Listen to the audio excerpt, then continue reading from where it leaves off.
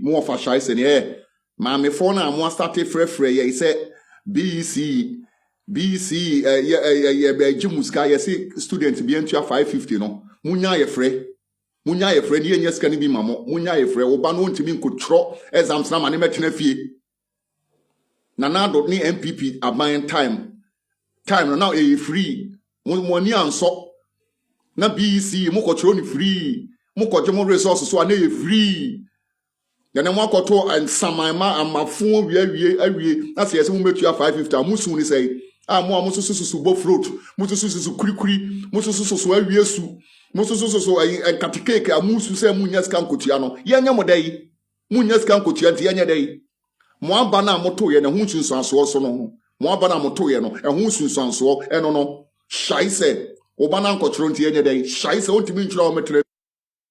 Amema wakwaba emfa wonbra Ghana nsem TV GH so wo frame adwoa search name mesro na wa subscribe me notification bell no so for more news Ghana fubi omo abrochiri ena omo to warning e dey ama Ghana awofo omo ha say yeto aba ni wie no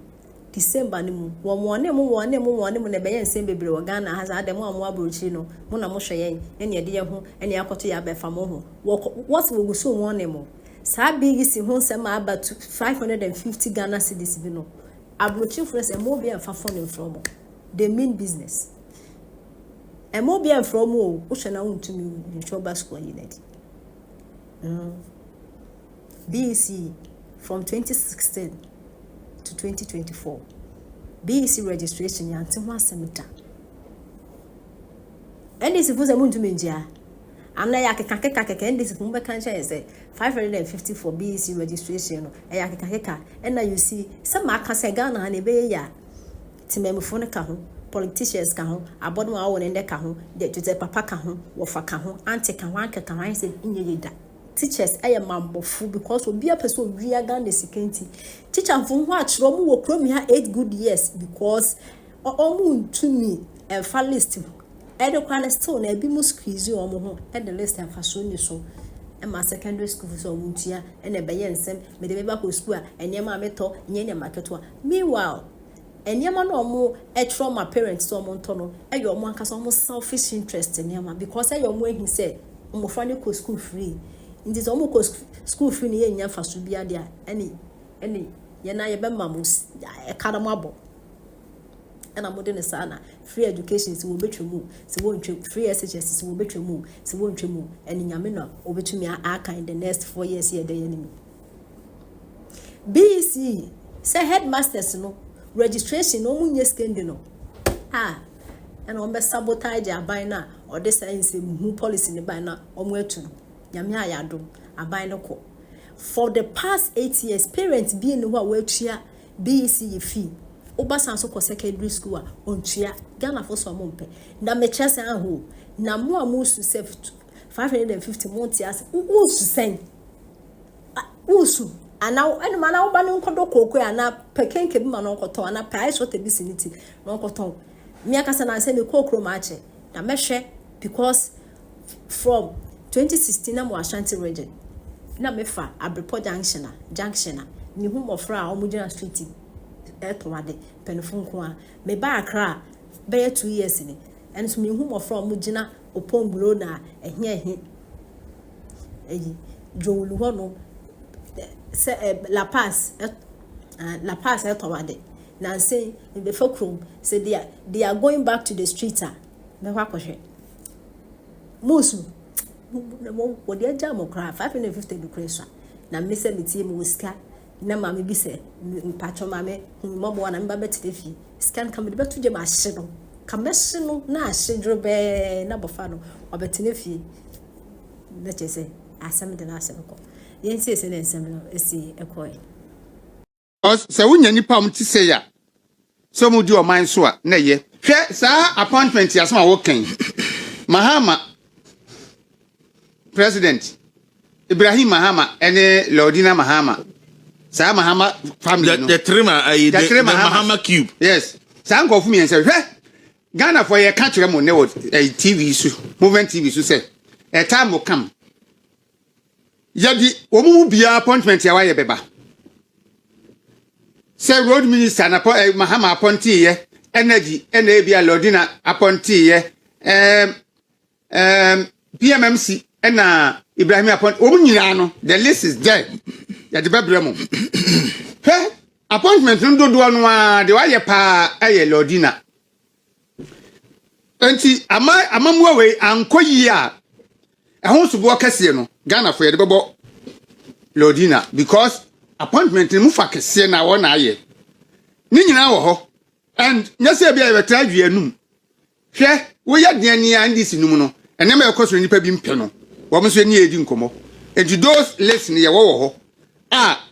ebre semu no ye de ba beto Ghana fo nyina anim ama nipa nyina hunu appointment na John Mahama ye se mu ye nipa 2000 a Mahama de dodo wo mu ye didi ni nyina beba Lordina de wo mu ye didi ni nyina bebre mu na Ibrahim Mahama so de wo mu edi ni nyina bebre mu don't na say dun katia dawro yes apanimfo si ye kotwa mikobi ye kwasini misini bi ye de ba boni anamente wotan kwadu a no ayi ni milika campaign na say dun katia ye no John Mahama ntimi anye bi 2024 campaign say dun katia ye sin John Mahama na se ono agya ne bi ato nam wuram nam nsuo mu edam kurase say dun katia no hye kurase otumi ko sha Ashanti region ba bi sa no hye ho no odi atro kese no ka cha Ashanti say na MPP fo sisi mo amo party ne mo dia no mo atena no yakofa esremni nipa ketua bi we mu ba ko de no bedi mo so okeka we nyina de dada nipa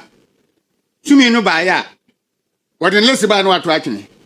wodin lesi ba no ato atwene the reason why ntia auto exceeding ketia list ne twene no yes exceeding ketia so be the president enti Mahama so enfo aso say ofiri ho no mo exceeding ketia ni midna de enti wodo nkrofo ba na yen form na wa be popular na nkrofo no so abenya ska normal de ayi ewiase ade ba kwa ya na ya especially our politicians ho and say wanu no nya tumi na ya no fi say wiase nyina ba ye ne dia into na wo kire say mini ho a we ne so ba it happened from Rollins time I take it down sa besine una kire de so di o man so anya wo na utumi ni ho ene se nyame se dabi esedun katia be president John Mahama untumi nsia no because wo John Mahama kura no professor me say fawo se be vice na Rollins or the party by no mpene so but nyame nhihye mu no nyame nim se obetuma be vice president or president and the Rollins ye nyina no amfa ene wo ye president wo why you arguing say nkoma sedun katia me di wachi we need that power and the nipa ni su na ya na me yesa na be ya last minute we say na amfa afi na montema say forever but I said John Mahama hunu say at least chairman Seven Ketia ye bi bua no 2024 or ye campaign papa odi ntrobo no papa atro odi bua no na ene epupu obo na su no in fact say ni Ketia mo bo pa na say say papa nti won so aka na no atum na nka say ni Ketia papa tia wi ni power yeah waka na nka ni ohuri kosi afem ohuri kosi ya waka we no waka se na say ni Ketia won nka niam ekoso no that's party for bebre ani nyi Asante Fasius list ne bra na me nkyerwa de bi wo de opa Fasius list ne bra na ye hade appointment no a ekoso no that's bre eya wo de me de to so na me nhyira nkodit ba wo de fredin a eya wo appointment da wo de fatenten pa no okay wo de for way for instance that's what his appointment we are him for appointment wisdom dey say I say Ketia de ba ko na wase o ne ba no nko a ofa sa first one ne ba yi a kwaku say Ketia eno pe ne say Ketia e dia eye ne dia ne ba no e say share that ni poli ase o baby enti sorry ye ma umu ananso ye ma come ne o enti ya yera kwaku o di kan oye John Mahama kola edu jita makru ya kwaku na ena yi no se wa bon pa o se wati wonu onim se Ghana card no kra no integration bi akoso amani NHIS ni nyama nyina no o ho dada na wakotwe imagine linking Ghana card onim Ghana card issue no Dr. Bawumia eson da yi bi se Ghana card onim se Ghana card no ewo the you say betimi a contain about 24 different cards. Yeah. In fact, Andrew, who say yes, say IFS for a proposal say Ghana card no Bank of Ghana any other a for new to no yen use no cry as ATM because and with the capacity.